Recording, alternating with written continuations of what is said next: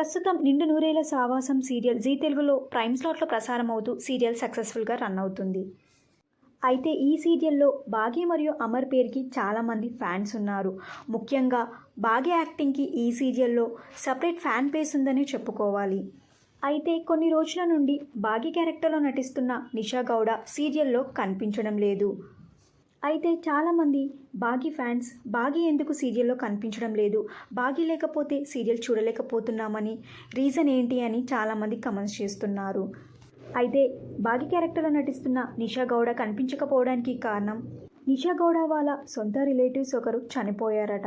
అందుకే నిషా గౌడ కొన్ని రోజులు షూటింగ్కి దూరంగా ఉన్నారు.